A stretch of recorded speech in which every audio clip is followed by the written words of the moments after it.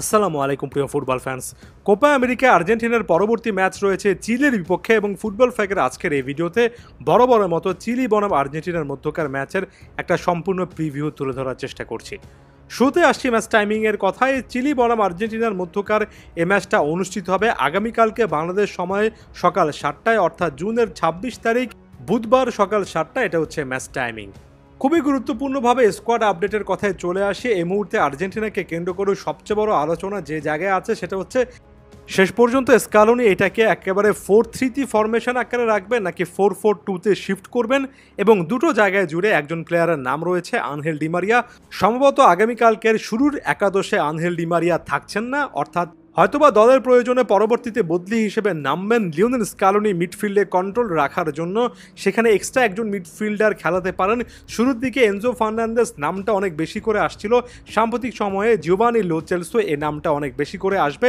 এর পাশাপাশি এক্সট্রা একজন মিডফিল্ডার যদি না খেলানো হয় তাহলে নিকো গঞ্জালেসকে ম্যাচটা স্টার্ট করাতে স্কালোনি একাদশে রাখতেই পারেন। এর আগেও আলোচনা করেছি, সব মিলে লেফট সাইডে ডিফেন্সিভ কাভারেজের জন্য আরও একবার নিকোর শরণাপন্ন তিনি শেষ পর্যন্ত হতে পারেন। সব মিলিয়ে প্রেডিক্টেড লাইন আপ বলছে গোলকিপার হিসেবে এমি মার্টিনেজ, ডিফেন্সে ক্রিস্টিয়ান রোমেরোর সঙ্গে লিজান্দ্রো মার্টিনেজেরই জুটি বাঁধার কথা, যদিও নিকোলাস ওটামেন্টির এখনও সুযোগ আছে। রাইট ব্যাক পজিশনে নাহুয়েল মলিনা কিংবা গনজালো মন্তিয়াল। মলিনা এখন পর্যন্ত এগিয়ে রয়েছেন। লেফট ব্যাক পজিশনে নিকোলাস ট্যাগলিয়াফিকো এই ম্যাচটা স্টার্ট করতে পারেন, তবে মার্কুস অ্যাকুনিয়াকে কেন্দ্র করেও কিন্তু আলোচনা চলছে। মিডফিল্ডে যদি তিনজন মিডফিল্ডার হয় তাহলে বড় মতো Leandro Paredes, Rodrigo De Paul, Alexis Mac Allister থাকবেন। এক্সট্রা একজন মিডফিল্ডার অ্যাড হলে এনজো কিংবা লো চেলসো অ্যাড হবেন, এই জিনিসটা একটু আগে বলেছি। ফাইনাল থার্ডে মেসির সঙ্গে থাকবেন হুলিয়ান আলভারেজ, সম্ভবত না হলে লাউতারো মার্টিনেজ। এই মুহূর্তে পর্যন্ত হুলিয়ান আলভারেজের কথাটাই বেশি শোনা যাচ্ছে, আর এক্সট্রা মিডফিল্ডার কিংবা নিকো গঞ্জালেস এই কথাটা তো একেবারে শুরুতে অ্যাড্রেস করলাম। একই সঙ্গে লাউতারো মার্টিনেজ কিংবা হুলিয়ান আলভারেজ থাকবেন কিনা এমন একটা প্রশ্নের জবাবে লিওনেল স্কালোনি কিছুটা হলেও হাস্যরস ছড়িয়ে বলেছেন, আই ডিফেন্ড, অর্থাৎ আমাকে ডিফেন্সও করতে হয়। এই জিনিসটার দিকে বাড়তি রকমের নজর দিচ্ছেন।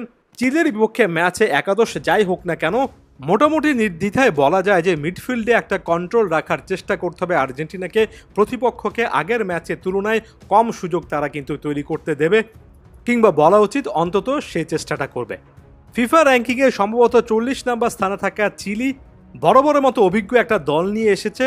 আপনি যদি প্লেয়ারদের অ্যাভারেজ ইয়ার্স বা অ্যাভারেজ বয়স এইজ দেখেন, সেখানে চিলি সবচেয়ে বয়োজ্যেষ্ঠ একটা দল হিসেবে কোপা আমেরিকাতে এসেছে। গোলকিপার হিসেবে ক্যাপ্টেন ক্লদিও ব্রাভো আছেন, 41 বছর বয়সী এই প্লেয়ার এবারও কিন্তু আর্জেন্টিনার জন্য বড় একটা চিন্তার নাম হতে পারেন।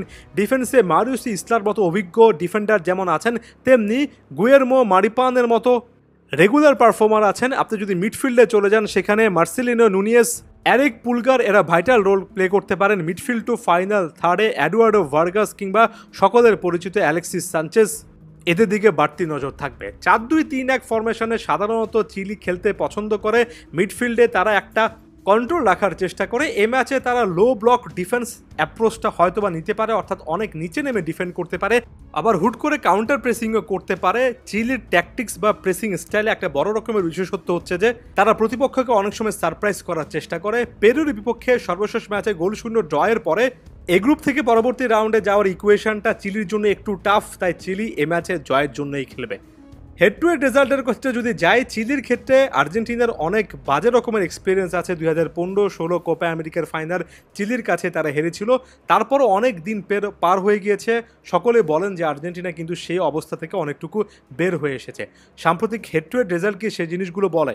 সর্বশেষ আমরা যদি 4টা ম্যাচ দেখি, সেখানে কিন্তু আর্জেন্টিনা সর্বশেষ ম্যাচটাতে জয় বাদ দিলে বাকি 3টে ম্যাচে কিন্তু ড্র করেছে। এমনকি গেলোবার কোপা আমেরিকার প্রথম ম্যাচে চিলির বিপক্ষে আর্জেন্টিনা কিন্তু 1-1 গোলে ড্র করেছিল, অর্থাৎ চিলি সাম্প্রতিক সময়েও অনেকবারে আর্জেন্টিনার জন্য একটা দুশ্চিন্তার কারণ হয়েছে। তবে বর্তমান সময়ে যে ফর্মটাতে এই দলটা আছে, লিওনেল স্কালোনির কাছে যে পরিমাণ অপশন আছে, আর্জেন্টিনার এই ম্যাচটা জয় পাওয়া উচিত।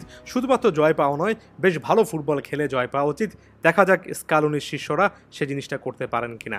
আরও অনেক আপডেট আসবে, অবশ্যই ফুটবল ফ্যাগের সাথেই থাকবেন।